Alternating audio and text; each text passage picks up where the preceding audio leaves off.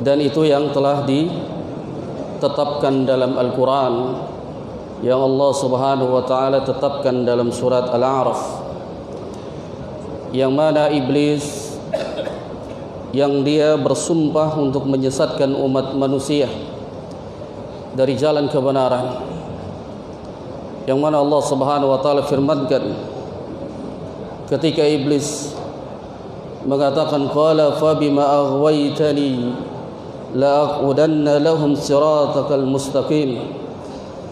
Iblis menjawab, karena engkau telah menghukum saya tersesat, maka saya akan benar-benar menghalangi umat manusia dari jalan yang lurus. Thumma la'atiyannahum min baini aydihim wa min khalfihim wa an aymanihim wa an syama'ilihim wa la tajidu aktsarahum syakirin. Lalu kata iblis, aku akan menggoda dan mendatangi manusia, yakni dari depan mereka, dan aku akan mendatangi dari belakang mereka, dari kanan dan kiri mereka, dan engkau tidak akan mendapati kebanyakan manusia yang mereka bersyukur.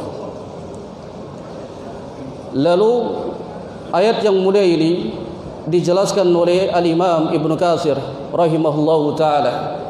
Beliau menjelaskan bahwasanya iblis mengatakan min baini aidihim, aku akan mendatangi mereka, yakni dari depan mereka, digoda manusia dari arah depannya. Yang dimaksudkan iblis akan menggoda, membuat manusia ini akan ragu permasalahan akhirat. Jadi manusia dibuat ragu ya ikhwah. Ketika sudah mengenai tentang akhirat, mereka menjadi ragu dan tidak beriman tentang yakni dunia akhirat.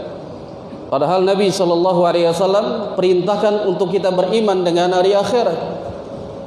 Salah satu kita beriman dengan hari akhirat, kita mempersiapkan kematian dengan melakukan amalan saleh.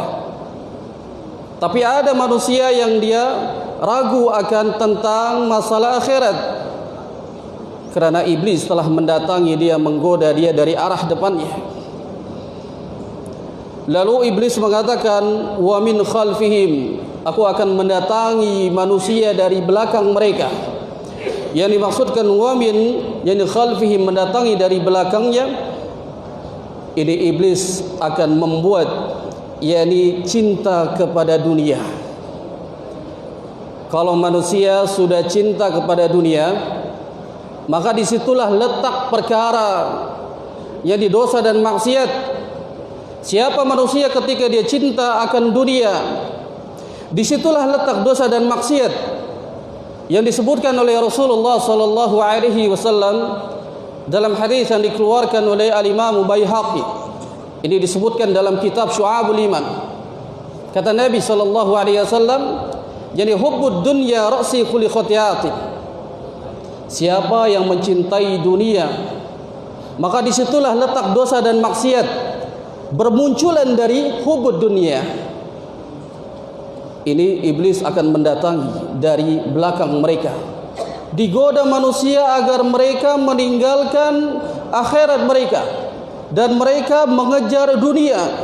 Dunia dikejar, akhirat ditinggalkan, dan bahkan sampai dia cinta kepada dunia, mencari maisha, mencari penghidupan semata-mata untuk dunia. Hubud dunya ra'si kulli khati'atin. Disitulah letak dosa dan maksiat. Ketika dia sudah mencintai dunia, dia akan meninggalkan mentaati Allah. Dia meninggalkan apa perintah Allah, dan bahkan mereka meninggalkan jadi kewajiban yang Allah telah tetapkan pada dirinya. Hubud dunia. Iblis akan mendatangi dari belakang mereka. Lalu iblis mengatakan, wa an aymanihim, didatangilah dari arah kanan mereka. Manusia didatangi dari arah kanan, yang dimaksudkan adalah yakni membuat mereka digoda tentang syubhat di dalam agama. Terkadang kita menyikapi suatu masalah di dalam agama, apakah ini halal ataukah ini haram. Dibuat ragu kita, dibuat syubhat.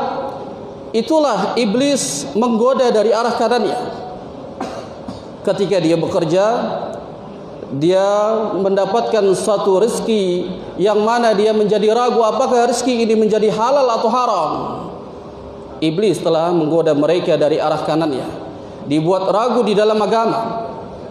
Oleh karena itu para jamaah yang dirahmati Allah tabaraka wa taala, agar kita bisa menangkal dari perkara syubhat, yaitu dengan ilmu nafi', ilmu yang bermanfaat. Duduk di majelis ilmu, cari kebenaran, mencari ilmu agar kita bisa menepis perkara syubhat. Apakah ini yang halal, apakah ini yang haram. Semua kita bisa mengetahui dari al-ilmu nafi', ilmu yang bermanfaat. Tidaklah mungkin seseorang akan bisa membedakan mana yang halal dan mana yang haram. Tidak mungkin manusia bisa membedakan mana yang hak dan mana yang batil, mana yang syirik dan mana yang tauhid, dan mana yang sunnah dan mana yang bid'ah. Tidak mungkin seseorang itu bisa mengetahui, melainkan dia di atas ilmu, ala basirah, ala ilmu nafi', di atas ilmu dan ilmu yang bermanfaat, ilmu yang datang dari Al-Quran wa sunnah ala fahmi sahabat. Lalu iblis mengatakan, wa an syama'ilihim, aku akan datangi manusia dari arah kiri mereka. Yang dimaksudkan iblis akan mendatangi dari arah kirinya, dibuatlah manusia akan cinta gemar melakukan kemaksiatan. Kalau sudah melakukan kemaksiatan, dibuat oleh iblis agar terus melakukannya lagi, terus dia lakukan lagi. Ini iblis menggoda dari arah kiri mereka, dibuat mereka cinta kepada jadi kemaksiatan. Maka sesungguhnya iblis dan bala tentaranya ini tidak suka dengan kebenaran. Ada saja godaannya. Ketika kita ingin menuntut ilmu, kita disumbat telinga mereka oleh iblis. Kita ingin melaksanakan salat yang 5 waktu, dibuat susah dan malas untuk mengerjakannya.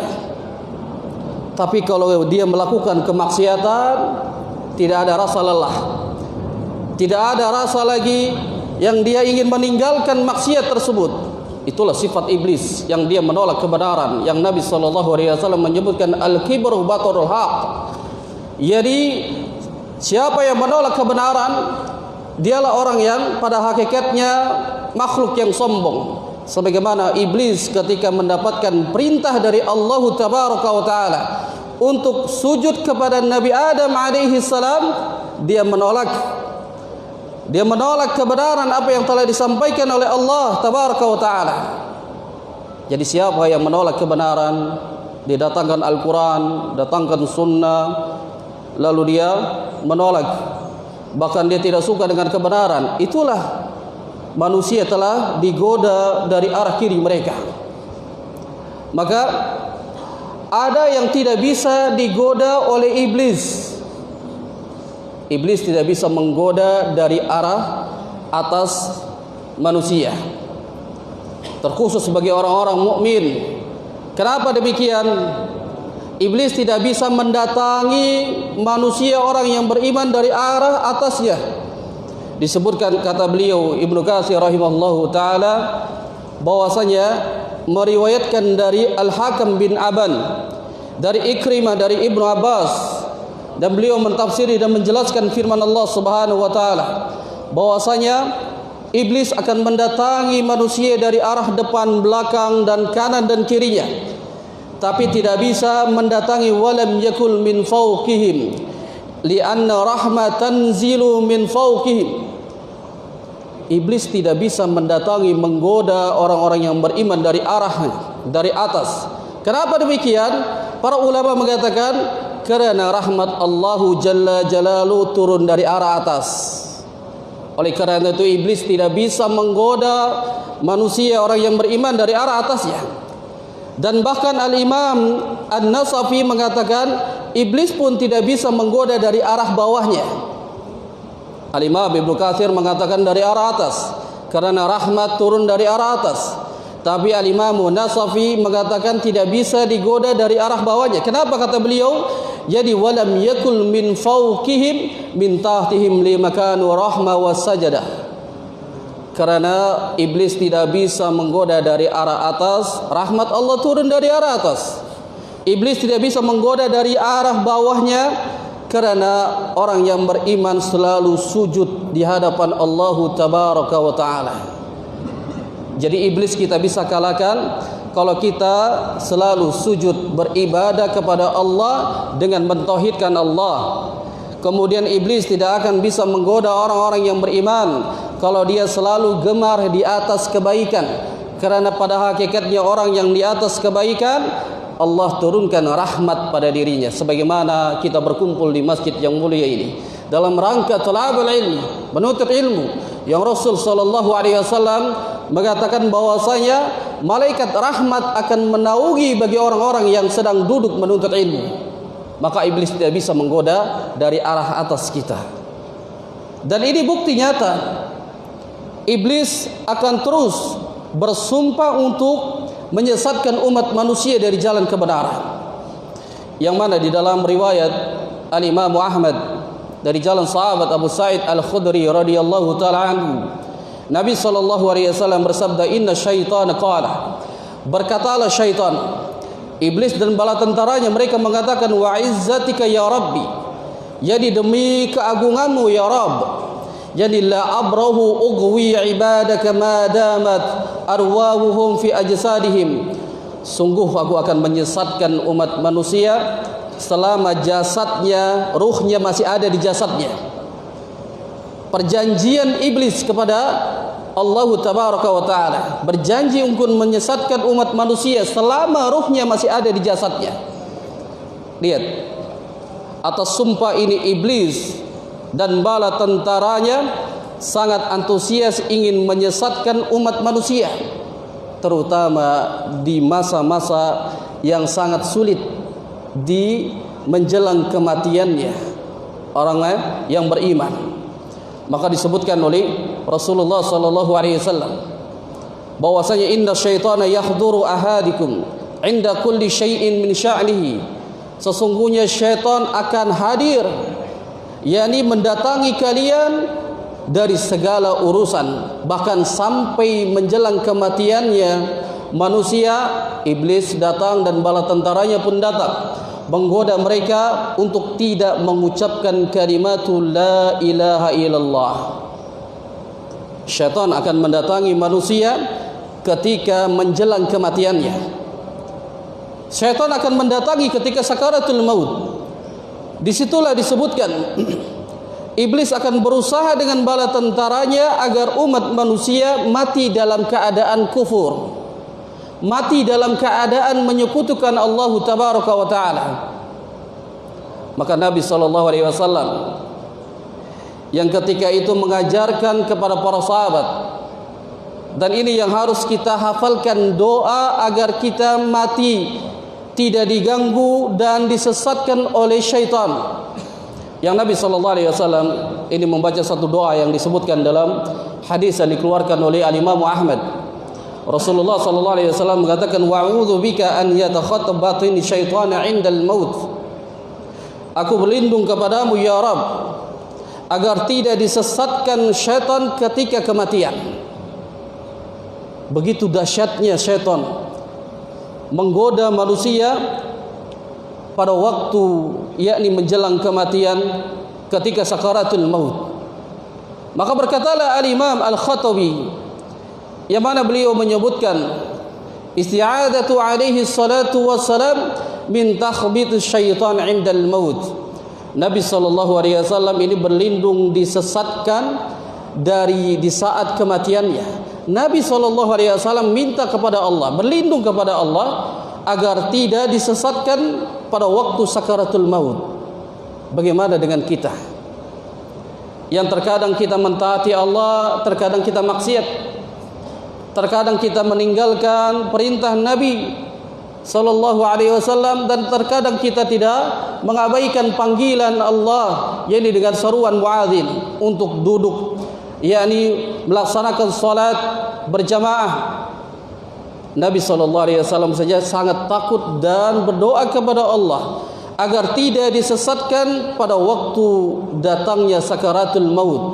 Maka kemudian Al-Khattabi mengatakan, waqad rawiya anna syaitan la yakunu fi halil ashaddu ala ibnu Adam, yani minhu fi halil maut yaqulu a'wanihi dunakum hadha fa innahu in fattakum al-yawma lam talkuhu ba'da al-yawm.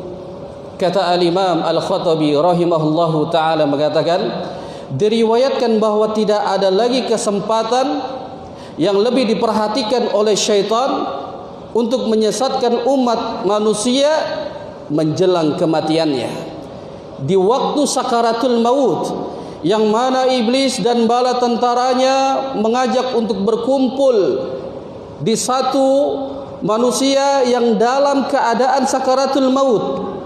Dan iblis mengatakan kepada bala tentaranya, berkumpullah engkau di sini, sesatkan mereka pada hari ini, kerana ketika dia telah mati, kalian tidak akan bisa lagi menyesatkan dirinya.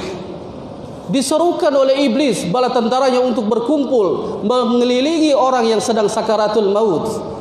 Oleh kerana itu kita diajarkan, ketika mendapati seseorang yang sedang sakaratul maut, kita diperintahkan untuk mentalkin dengan kalimat tauhid la ilaha illallah. Itu yang disebutkan oleh Nabi SAW. Jadi laqinu mautakum la ilaha illallah. Ajarkan kepada orang yang sedang sakaratul maut akan kalimat la ilaha illallah. Kerana iblis dan bala tentaranya, mereka menyerukan agar dia mati dalam keadaan kufur, tidak bisa mengucapkan la ilaha illallah. Iblis dan bala tentaranya berusaha untuk menggoda agar mati dalam keadaan musyrik. Lihat Allah Subhanahu wa taala, siapa orang yang ketika dia mengucapkan la ilaha illallah, maka Allah akan masukkan dia ke dalam surganya. Ini yang disebutkan oleh Rasul yang mulia sallallahu alaihi wasallam. Yani siapa orang yang ketika di akhir hayatnya lalu dia mengucapkan la ilaha illallah dakhalal jannah, maka Allah akan masukkan dia ke dalam surga. Sebagaimana yang telah dikisahkan yani dalam kitab Tazkirah Al-Qurtubi. Al-Imam Al-Qurtubi menjelaskan kisahnya Al-Imam Ahmad bin Hanbal rahimahullahu ta'ala ketika menjelang kematiannya.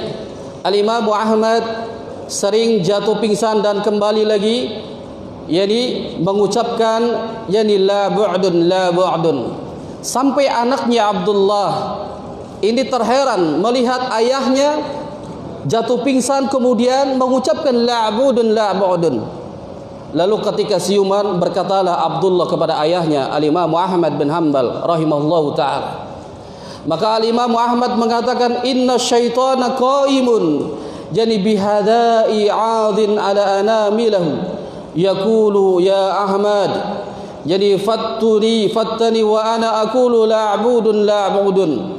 Kata Imam Ahmad berkata kepada anaknya Abdullah, sesungguhnya syaitan berdiri di sampingku sambil menggigit jari jemarinya.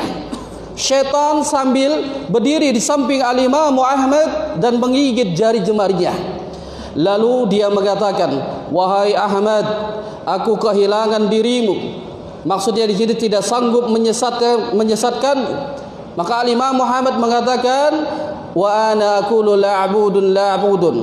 Maksudnya adalah tidak, masih jauh.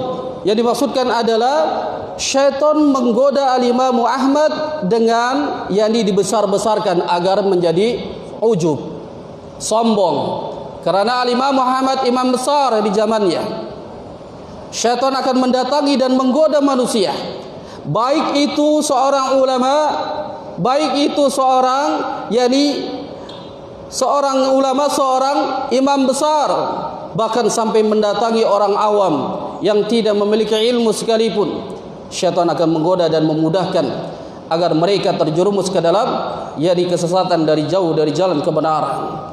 Disebutkan lagi, kata beliau, kisah yang serupa yang mana Al-Imam Al-Qurtubi meriwayatkan dia mendengar dari gurunya Abu Abbas Ahmad bin Umar yang mendapati di suatu perbatasan di daerah Iskandaria.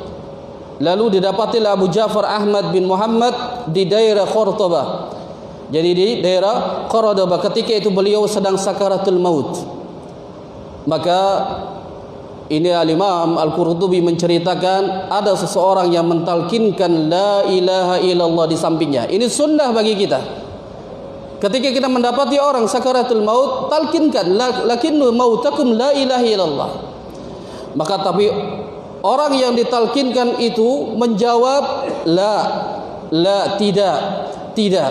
Maka setelah dia sadar, maka dia bercerita, datanglah syaitan mendatangi diriku dari sebelah kanannya dan satunya lagi di sebelah kirinya. Maka dia mengatakan dari arah kanan syaitan, matilah engkau manusia dalam memeluk agama Yahudi. Matilah engkau yang di sebelah kirinya mengatakan dalam keadaan beragama Nasrani. Maka Abu Ja'far Ahmad bin Muhammad itu mengucapkan la yang maksudnya tidak, ingin mati dalam keadaan muslim. Ini yang disebutkan oleh Allah Tabaraka wa Ta'ala agar kaum muslimin tetap mati dalam keadaan Islam. Ya ayyuhalladzina amanu taqullaha haqqa tuqatih wa la tamutunna illa wa antum muslimun. Wahai orang-orang yang beriman, bertakwalah kepada Allah dengan sebenar-benarnya takwa, dan janganlah kalian mati melainkan dalam keadaan muslim. Yang dimaksudkan agar kita mati dalam keadaan muslim tentu harus banyak perjuangan. Harus kita mengetahui apa saja sebab seseorang itu mati dalam keadaan husnul khatimah, mati dalam keadaan muslim. Kita harus belajar, duduk menimba ilmu, duduk di majelis ilmu, cari ilmu bersama para jadi guru-guru yang mengajarkan Al-Quran dan Sunnah ala fahmi sahabat. Karena syaitan akan menggoda pada waktu menjelang kematiannya. Ini misi mereka, iblis dan bala tentaranya. Kenapa demikian? Karena Nabi SAW bersabda, innamal a'malu bil khawatim. Sesungguhnya amalan seseorang itu dinilai oleh Allah di akhir hayatnya. Makanya iblis dan bala tentaranya ini semangat untuk menyesatkan umat manusia di akhir hayatnya. Kalau dia mengucapkan kekufuran, maka dia mati dalam keadaan kekufuran. Kalau dia mati dalam keadaan yang mengucapkan kalimat tauhid la ilaha illallah, dia mati dalam keadaan yang kebahagiaan yang Allah Subhanahu wa taala akan masukkan dia ke dalam surganya. Ini yang kita inginkan, mati dalam keadaan muslim dan mati dalam keadaan mengucapkan la ilaha illallah. Jangan sampai kita mati dalam keadaan yang berbuat syirik kepada Allah, menyekutukan Allah Subhanahu wa taala. Oleh karena itu para jamaah yang dirahmati Allah Tabaraka wa taala, Rasulullah sallallahu alaihi wasallam mengajarkan kepada kita agar di setiap salatnya sebelum salam agar kita berlindung kepada Allah dari 4 perkara. Dari 4 perkara yang mana Rasulullah sallallahu alaihi wasallam bersabda, idza tashahhada hadahukum fasta'id billahi min arba'in. Apabila salah seorang di antara kalian tasyahud, maka mintalah perlindungan kepada Allah dengan 4 perkara. Yang pertama adalah Allahumma inni a'udzu bika min adzabi jahannam, berlindung dari neraka jahannam. Yang kedua, wa min adzabil qabr, dari azabnya kubur. Yang ketiga, wa min fitnatil mahya wal mamat, dari fitnah hidup kemudian mati. Oleh karena itu orang yang dalam keadaan hidup yang kemudian dia akan digoda menjadi fitnah untuk mati dalam keadaan kekufuran. Yang keempat, wa min syarri fitnatil masihid dajjal, berlindung dari fitnah dajjal.